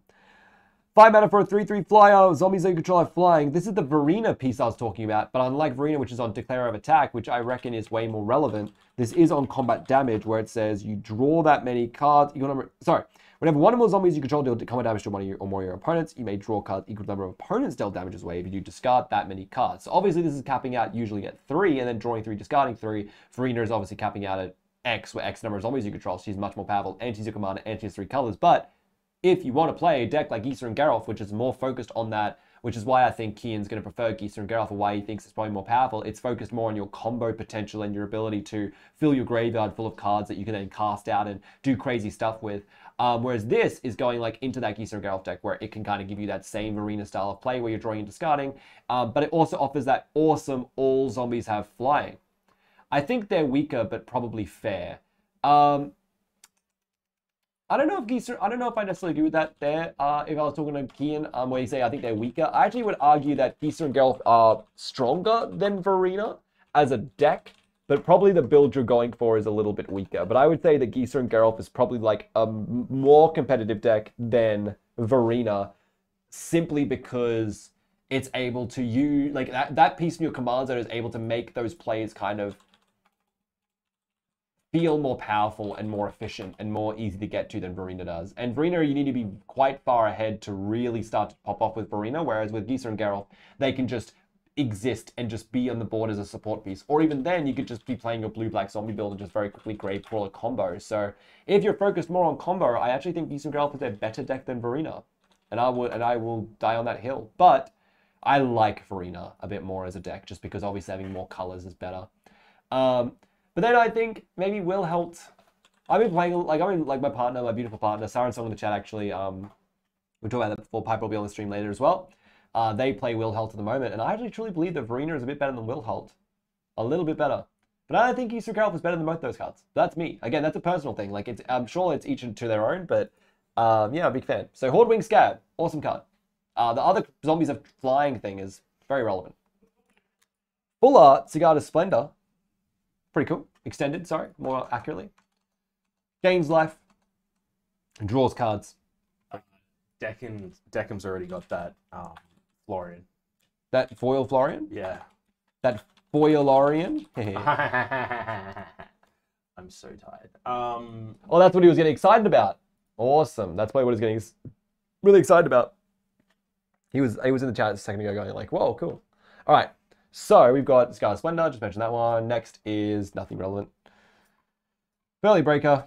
Leah! Oh my god. We've literally not opened any of these. That looks amazing! It looks so good. Oh, I so want to play this command. This is a cool commander. Now, 3 and 2 blue for Leah, Disciple of the Drowned, is a human whiz. He's a 3/4 that reads, spells can't be countered. Each instant and sorcery card in your graveyard gets flashback, and the flashback cost equal to that card's mana cost. Very, very cool. How is that cheaper than the non-showcase art? It's ridiculous, actually, to me. That's ridiculous. That it should not be cheaper. It's stunning. So nice. I'm definitely going to put it in a sleeve because I don't care. It's going straight into our cabinet. My god. The card looks absolutely stunning. Yeah, we'll get a chance in a second to stop and have a look at these, but like I just can't get over the absolute insane quality that we get out of. Yeah, no, I've grabbed them all. Sorry, there we go. The insane quality out of these Eclipse cards, like these are so the Eternal Night cards. They're so wonderful, every single one. And the foiling, like that, like just rainbow color, just also adds so much to them. Like even the non-foiling just looks absolutely awesome. Just the black and the white. Imagine if they did like the cold foiling process that Fab does. Oh. Guys, they tried it with etched foils, but apparently, you know, Good card. Your lands matching your commander is just chef's kiss. That's another thing, yeah, because that's also, yeah, exactly that. So if I were to have a deck, like if I'm bringing like Rem Carolus, I'll show you guys just something pretty cute out of some of the lands we've got here. So if you got like Rem Carolus, I know it's going to be a bit glary, but I'll fix it up in a second. And I want you to look at like 2 plains, 2 mountains and a tapped plains. Like, can you see that from where you're at? Nah, I guess it's gonna be too glary, but these just look absolutely phenomenal. Like all on the same board. Camera's not picking that pretty well. You're pretty cute, Trent. Summer. Thanks, Kiana was 999. Thank you so much. But I unfortunately can't show you a great shot of this. I wish I could show you a better shot, but they look like I cannot stress enough. They look absolutely incredible. All these lands, just incredible. So the lands haven't quite hit our system yet, as we mentioned before. They'll be in the system at the end of the stream, and you can pick them all up right at the end of the stream. So stick around to the very end if you're looking for those lands. A little bit of a benefit to stick around to the very end. And then lastly from this booster, by the way, was a full art foil sludge monster. Sludge monster. Trent Summer Wakawaii Desu. Ooh. You might want to move the light back Yeah, around the other side. Around the other side? Yeah, beautiful. So that you can see some stuff. So I'll hold it where it's in right now, and then I'll... Much better. Just try to make sure it's not glaring it, though. Perfect. All right, so there we go. Sludge Monster. Wonderful, wonderful, wonderful. Cool cards. That's a full art. That's a foil. And next, we are cracking another booster. I love this human. He just keeps showing up, and every time you see him, he's in a better mood. He's just chilling. Like, this guy's having a great time. Although, it appears that he's, like, maybe putting it on top of his head or something. Like, he's, like, replacing his head with something. I'm not sure. Not sure. But, ooh! It's got a little bit spoiled something there. It's a cool card. Ooh. So, Candlelit Cavalry, Larder Zombie, Return to Nature, which, by the way, is a great reprint. Get yourselves a Return to Nature's Lunar Veteran, Stromkirk Blood Thief. I remember the days of running Naturalize in Commander decks. Yeah, Naturalize, bro, exactly, right? Like, when you look at, like, Return to Nature and people are still not playing this card. Yeah. It's 100% just strictly better Naturalize. People still aren't playing this card. Play Return to Nature. When I was a kid, I thought it was Stormkirk. I literally thought it was Stormkirk for ages. It wasn't until I got into Magic as, like, an adult, like, in my 20s, that I was like, wow, this is a Stromkirk. I just can't read. Very cool, though. Stormkirk. Stormkirk. That's my new mono black deck, my Stormkirk deck. Yeah, like from Innistrad, right? Anyway, so Mysterious Tome, draw a card, transform it. It transforms into Chilling Chronicle. I actually haven't seen this card. It's really cool. Oh, it's garbage. Siren Song. I got into Magic as an adult and thought it was Storm. So I feel. That's hilarious. No, it's Stromkirk. Yeah, Stromkirk, so. Just hold it a little bit back from the camera, dude. Oh, sorry. Wake to Slaughter. Wake to Slaughter is 3 and a black and a red. Choose up to 2 target creature cards in your graveyard. Opponent chooses one of them. Return that card to your hand. Return the other to the battlefield under your control. Whoa! Gain taste. It's like just that little bit too expensive mana-wise. Yeah, and that's what we were talking about. You know, like... Yeah, we were talking about this before, weren't we? So, cringe. Kian's like, why don't you just read the card, okay? Come on, just read the card. Grow up, people. Anyway, so we got Wake to Slaughter, and Dylan's absolutely right. For a 5-mana card, returning 2 cards, and only 1 going to your hand, 1 going to the battlefield, and then it getting exiled at the end of the turn, so dangerous. And then Flashback is a whole 6. It just fits that bill of there's a whole line of cards in here that are multicolored flashback cards that just cost a little bit too much. In saying that, if it was too generic, I think it would have been like playable in a lot of Rakdos decks. Like 4 mana overall? Yeah. Yeah, maybe. I could see that. For me, this is a very like, I don't know, maybe it's like 3 mana with like a 7 mana flashback for me. Yeah. I'm with you on that. Yeah, definitely. That's what it looks like for me. Like 1 in black and red, and then a 5 black and red down here to flashback it. So you can only get it really like, you're not looking for it to flashback very often. And if you do flashback it, it's only on like a random chance. Where now it's always kind of, I guess you could argue it's always kind of valid in the graveyard. You can always, because you're probably going to always play 6 for this. You're not going to really play it and then play it again. But you know, you can also just like, I think you're playing a Bladewing the Risen deck. Wake to Slaughter goes crazy because you get back your Bladewing to hand. You play your, get back your dragon to hand, play Bladewing from the graveyard, play another dragon from the graveyard, and then cast your thing from your hand. And you got play Cauldron Dance, Kian said. Ooh, Cauldron Dance. Chuck that one up on the screen. Cauldron Dance. They either cost too much or at sorcery speed to balance the flashback, but it feels so eh. Yeah, but that's my thing, guys. It's really relevant that it is balancing the flashback. So, Cauldron Dance. I don't even know this card. It's 4 black red. That's what I don't know. Cast only during your combat. Yep, This was done in the tribal decks, the tribal commander decks. Oh, it of was course. reprinted Okay, there. okay. Return target creature card from your graveyard to the battlefield. That creature gains haste. Return it to your hand at the beginning of your next end step. So it's like dash from the graveyard. Yeah, basically. You may put a creature card from your hand onto the battlefield. That creature gains haste. Then its controller sacrifices it at the beginning of the next end step. Okay, so it plays one from graveyard, one from hand, and then you Puts sack the the one one- from hand, yeah. and puts the card from graveyard back to your hand. So obviously, Cauldron Dance is far better than this card. Yeah. But Cauldron Dance you have to play during combat, and it's also 6 mana. It's all well. No. Consider that this is. Oh, you're thinking of the wrong card. Okay, again, Kian. No, I'm just kidding. But no, the point is here is that actually that's kind of comparable. Cauldron Dance is kind of comparable. There's an uncommon that's literally like return a creature in graveyard to your battlefield and give all creatures +2/+0 until end turn 5 mana, which I like. But here, Dylan, you say that costs 6, but more accurately, this always costs 6. Let's be fair. Like, you want to play this from the graveyard. You want to discard this from your hand using like an Anya Falconwrath kind of deck, and this just gets discarded from your hand halfway through, and then later on, when you get the option, you flashback it. If you're playing like Bladewing the Risen, maybe you do it even earlier. If you're playing like Demons with Rakdos, you do it a bit earlier because you're just getting some free stuff. So yeah, it can't go wrong. So if you're playing like a Reanimation kind of Rakdos deck, it's not bad at all. But yeah, Torrent of Souls. Yeah. The one I was talking about was Torrent of Souls. Like, Yeah. I really like Torrent of Souls. I'm thinking of Rakdos Reanimate that gives haste. Yeah, that's Torrent of Souls. It gives +2/+0 and haste to your entire board. If you spent red on it. Yeah, that's what I was thinking of. Yeah, perfect. Torrent of Souls. Yeah. And that was funny. It's 4 black or red, yeah. Yeah, I think Torrent of Souls got a reprint in a Commander deck too. So that has a Commander deck reprint. But it's very good, Torrent of Souls. So I really recommend that. Now, that's enough about this random bulk rare that we're like lost on for a long time. We've got a lot to get through, and I just realized we lost on that bulk rare for ages. Stalwart Pathlighter. It's got the word Coven on it. Enjoy. Mask of Grizzlebrand. Sorry, I was going to skip that one. That was an extended Stalwart Pathfinder. Yeah, got it. And it's an extended Mask of Grizzlebrand in the non-foil. Yep, great. Yeah, I really like that card. I play Torrent of Souls in my Rakdos Bladewing the Risen deck. I actually do, because it brings back Bladewing, it gives him haste, and then he brings back something else, and it still gets haste. It's pretty good, because it gives all your creatures haste later turn. It's really, really good. So, Tavern Ruffian, Baneblade Scoundrel, Tovalar's Huntmaster, rears his ugly head again. I love this card. Get it in a sleeve. It's a non-foil, but it is a Equinox. So, I think it's still sleeve-worthy? No. No, not really? Okay, fair enough, fair enough. Tovalar's Huntmaster used to be super expensive on the drop. And then, speaking of, we've got a very cool foil here. It's Arlen, the Pax Hope. She's all dressed up in her Arvesinian robes, and she's got a little baby. Oh, it's a bear. Is that a teddy bear? I think that's a wolf. Oh, it's a little tiny... It's a wolf cub. It's a wolf cub. Oh, it's so cute. Oh, there it is there. Oh. Oh, no, it's a bear. It's a bear cub. Yeah. But it's cool. No, it must be a wolf, because it says create 2/2 wolves. She creates wolves. Are you sure it's not a wolf? No, it must be a bear. Maybe it's meant to be a wolf, but it looks like a bear. It does look a lot like a bear. And even there, it looks like a bear in her hands. Because I know she's raised wolves as well. Yeah, she became. Yeah.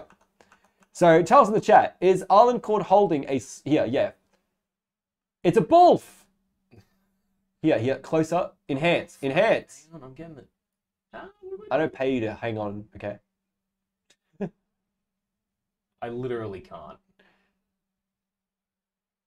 All right, that's the best we can get. You have to go back from there. Yeah. All right. There you go.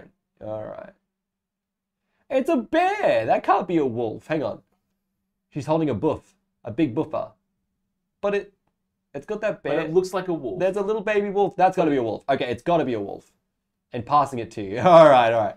Arlen passes you the buff. Do you accept? What a cool card, though. Look how... Forget the little wolf thing. Look how cool this is. Oh. Yeah. Of course you accept. Guys, it's Arlen Court. She's the good guy. If she gives you a buff, it's a good guy buff. It's in the system. Yes, it's in the system, guys. So jump on the website, jump onto singles.volgames.com.au. Sometimes I do my call out where I'm like, yeah, guys, jump on there. And I sound like Bunny Fufu. If you know who that is, I sound a lot like Bunny Fufu. Get on there, guys. Jump into the chat. Jump on the Discord. Get involved. Like, far out, guys. All right. So, moving over to the next pack. We are on the final stretch. We're at 5 boosters left on these 2 boxes. No, now I can't unhear it. No, I can't unhear it. Should I keep going? No, yeah. I think I'll have to stop. All right. So, Festival Crasher, Candle Trap, Dawnite Rejuvenator, Homestead Courage, Morbid Opportunist, Fangblade Brigand. Oh, that's a foil island. We pulled a foil island today. We have a foil Arlen the Pax Hope, guys. Arlen the Pax Hope has joined us today. Get it in the chat. Get going. All right, I'll stop. Don't worry, Siren Song, I'll stop. Just very funny. I've been watching a lot of Teamfight Tactics, Bunny Fufu, so I know how my voice is just turning into his. It's a crowded crypt. Kian was talking about before the Celestis being a rock that slept on. I think this is a slept on rock. It's amazing. Whenever a creature you control dies, put a corpse counter on it, sack it to create 2/2 black zombie creature trigger with decayed for each corpse counter on it. Very good. Very underrated. It's a Skull of Ramos. Full art foil, non-foil, full art, just extended, Petition Geist. Extended, non-foil. Very cool card, Petition Geist. Love it. Dawn Out Rejuvenator. Tireless Hauler. Get it out of here. An overgrown farmland in the non-foil, but in the alt art extended. What a phenomenal looking card. Alright guys, Dawn Art Rejuvenator here. We got a foil. And a full art Croaking Counterpart. 3 mana for a sorcery is a little bit hard to justify. That creates a 1/1 frog. It makes a copy of target non-frog. Makes a 1/1 frog. Again, it's the meme. It's a big meme. Big fan. Pumpkins. Big fan. Unfortunately though, obviously, it's been expensive. He's riding the Heron. He's riding the Heron. He's riding the Heron. Right there. Well, it's I think it's actually a Heron. Because I was under the impression this was like a little like baby little baby like griff charger, like a little griff thing. Because he's a frog. Yeah, but it's actually a Heron. Yeah, which is quite hilarious. Yeah. Well, you know, it could be a little tiny griff. You never know. Don't be ridiculous. Don't be ridiculous. Griffs are massive. Don't be ridiculous. Don't be ridiculous. You fool. Did you go to griff class? Were you sleeping through griff class? Oh, is there an MTG card based on like shoe bills? I don't know. I can't imagine there is. Aren't shoe bills those massive birds that just could look kind of like they're scheming? Yeah, look like they're going to kill you. Yeah. Yeah, them. Yep. Big schemers. Big schemers. So other side? Moonrager slash Harps of the Festival. Watch the Gladed. Oh, thank you. Sorry, guys. Bit of awkward non-professionalism here for Trent, guys. Sorry. Ridiculous. So we've got shoe bills are terrifying. They absolutely are. They are terrifying birds. Corpse Cobble, Firmament Sage. Very cool. Very cool. Giraffe, not a creature type. Our first Ren and 7. No, our second Ren and 7. When Wizards. When and foil? 7. It's in foil, so I'm going to sleep this game, baby, immediately. It's a phenomenal, very, very cool card. Very cool card. Big fan. Very cool, Kanye. Thank you, Kanye. Very cool. Thank you, Maro. Very cool. Giraffe, it's also not a creature really type. When Wizards win. Exactly. It's when also really... they do like the African one, I guess. That's it. When we go back to Rabia, that's not on any kind of scale, is it? Ren and 7 is very, very cool. I'm very glad to see this card get into the. You mean Yi? Yeah. Can Yi shut up, Siren Song? No, I'm just kidding. Okay. Ren and 7. Amazing card. It's great to see this get into the kind of like standard storyline. I think Ren and 6 was a really cool character with really cool design that I'm so glad to see them actually like take it further and take it to Ren and 7. I was worried that they would get like the once and gone kind of treatment, a little bit like Teo seemed to get, and the Wanderer. Like, where are they? So, yeah, Ren and 7, phenomenal card. Very, very cool. We've got here Curse of Conformity. This card's freaking awesome. Love that art. So good. So good. We've then got our first Primal Adversary. This is 2 and a green for the Green Adversary, and it's a Trampling Wolf. It's a 4/3 for 3 with Trample. Very good. When it enters the battlefield, you may pay 1 and a green, so it's pretty good. Any number of times. When you pay this cost 1 or more times, put that many 1/1 counters on Primal Adversaries. It gets very, very big, very quick. Then up to that many lands you control.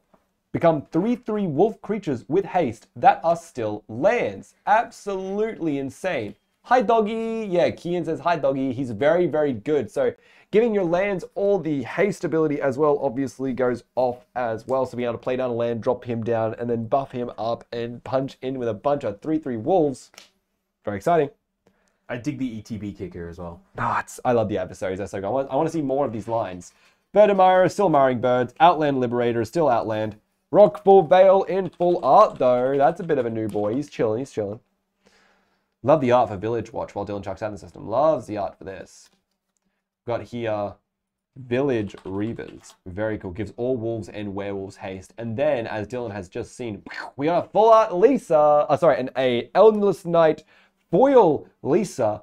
This one's incredible. Her whole face is like in the blank white with the background, so it all like shines in that foil, and it just looks absolutely incredible. So glad to see her. So she's really cool. And then got Bigfoot as well. It really ties in with the D&D art too. Yeah, it really ties in well. Showcases. Oh yeah, definitely. Oh, absolutely just gorgeous cards. She's going straight into our cabinet. So we've got next. Just check to make sure you still have those 2 aside. I do. I gotta put them aside. Blessed Defiance, Devious Cover-Up, Crawl from the Cellar, Harvest-Tide Infiltrator, Flesh Taker, Sacred Fire, A Plains, very nice, Bloodline Culling, didn't get much to talk about this today, it's the first time we've seen today, Bloodline Culling, 1 and 2 black for choose 1, target creature gets -5/-5, wait, sorry, target Arlen Cord gets -5/-5 till end of turn, or creature tokens get -2/-2 until end of turn. So very good. Instant speed, killing a bunch of tokens, I think is super incredible. It's kill Arlen or kill her wolves. Oh yeah, exactly. Or, just like in more commander concepts, you're just killing zombies and you're killing goblins and you're killing elves and you're killing all that nonsense. So, like, your opponent could have like a Phyrexian altar, right? And then like a bunch of zombies, and then they go, I cast Blood Artist. You're like, I respond with the Bloodline Culling, and I cull all these zombies, so you have no targets. And they're like, oh, I could respond by sacking these all, but I don't get any benefit. The point? Yeah, like I get no benefits, except for a bunch of tons of mana. But they're already gonna have tons of mana. You can't stop them there. We have a Somber World Beastmaster. Gives it's a 7 mana 1/1. When it enters the battlefield, create a 2/2, a 3/3, and a 4/4. A wolf, beast, and a beast. Creature tokens you control have Death Touch. That's gonna be really awesome in a deck like Hapatra, so really cool. Full art Hallowed Respite. Candlegrove Witchman. Every 5 seconds this card pops up. Shady Traveler. Brutal Cathar. He's back out in the non-foil Equinox. We've got a foil Equinox Kessig Naturalist, which I think we should put in the system. We haven't pulled a foil one of these before. I think this card's really cool for like the Tolvar decks. And even if it's only worth like $1, I still want our players to have access to it and just be able to buy one themselves. Yeah, it's $1.50. Yeah, it's fine. It's just because I think it's like very useful to Tobler deck, and it's an amazing Equinox card. So if it's a foil one, we'll give it to them. Got a foil extended Burn Down the House as the last card, and it came with that foil Devil too. Look, that's cool as. So very cool. Very cool. So that's the extended Burn Down the House. I wish this one also said if you control your commander, choose both, but I understand that's a standard card, not a commander card, but hey. We've had a lot of weird stuff in standard sets before. This is going to be the very last booster that I open myself, and then Dylan and I are going to have a booster off as we always do. So this is how you know this is going to be the best booster in the entire opening, because this is not the one I'm going to open for the matchup. Abandon the Post, Shadow Beast Sighting, let me get to about here. Shadow Beast Sighting, Unblinking Observer, Ecstatic Awakener, Ominous Roost, Cathar's Call, the Foil Forest. A foil Fateful Absence. This card is actually really, really good. So it's 1 white for destroy target creature or planeswalker. It can controller investigate. So it's just like a strong Doombolt. It's absolutely phenomenal. This is in the foil, so it'll go. Such a better Doomblade. It's so good. It's so good, and it's mono white. Like people don't realize just how useful Fateful Absence is because it's mono white. Wrath of Glory. Visions of Glory is 4 white. Create a 1/1 white human for each creature control. But more accurately, it's got that stupid flashback effect, which is awesome. If you're in like an Arvis and Angel of Hope deck, it's only costs 2 mana. But even if you're in there's this commander that came out of I think it was Dominaria, and it's like she's like 6 mana, creates a bunch of 1/1 soldiers. I can't remember her freaking name, but she's a knight, pretty sure, or a soldier, and she makes a bunch of soldiers, and she starts with L, like Lindia or something. Anyway, if you're playing her, she costs 6, so this only costs 4 to play from graveyard, and at 4 mana, it's pretty efficient. So I'm trying to find ways to make this card sound good, guys. We got Awake to Slaughter, speaking of the devil. The exact same card, we were trying to make it sound better than it is. Dawnheart Rejuvenator. Shady Traveler. Oh. Jadar, Ghoul Caller of Nephalia. Very cool. Another foil Dawnheart. Got a lot of foil Dawnhearts today. And then a full art foil Willowgeist. Extended foil Willowgeist. God, this card looks really good, actually. It's really nice. We've only got foils. Somebody they must have bought us all out of our non-foils, honestly. That's possibly what it is. All right. So, let's do it. I'm going to just get Lil's going to move a little bit just so we can see it on camera. There we go. Tapping it. Bang. Beautiful, guys. All right. So I'm going to crack this. You're going to see my pack as I open it. Hopefully Dylan is not going to look and sneak a look at my pack as I open it. So let's keep this between us, boys. So we got Raise the Effigy, Vampire... I probably should be saying these out loud. So we got some cool cards. All right, so we got... Okay, that's fine. That's fine. It's okay. It's pretty cool. Good card. I'm down for that. Another... Oh, Candlegrove Witch. Can't go wrong. That cannot go wrong with Candlegrove Witch. Oh my god, oh, that's cool. That's going to be cool. It's going to add a little bit to it. That's cool. Oh, all right. That's a... Chat knows that's an interesting top just there. So, we'll start with Dylan's, and then we'll move over to mine. So let's see how we went. We start with the $3... Let me get my calculator up. We start with the $3.50 swamp. Don't worry about the lanes. Oh, They're all right. both the same price. Well, you don't know. All right, so what we got? All right, give me a second. I'm just making sure. Perfect. Oh, no, you saw that last card. I know what it is. Don't worry. I didn't see it. Overgrown Farmland in the foil. Regular foil overgrown farmland. Very good, though. You can't go wrong. You always get us a land. That's the thing. You always get a land, man. So that is $4. Oh, Arbison's Memorial. It's going to be worth a bit. Just keep an eye on that glare, dude. I got it here. Arbison's Memorial. Extended non-foil. That is $9.50. Ooh, very nice. Very nice. Got that foil, that extended Curse of Shaken Faith and the non-foil. Curse of Shaken Faith. Oh, no. 50 cents. Oh, very nice. Very nice. Oh, you've got Tobler. You pulled Tobler. That's going to do a bit. That's going to be useful.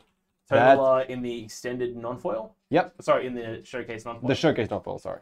So that's $8. Ooh, already. Already. All right, give me one quick second while I put Tobler in a sleeve here. And then it's Graveyard Trespasser in that Equinox showcase. In foil. In foil. It's a whole dollar. A whole dollar. So, what did you come to there, Dylan?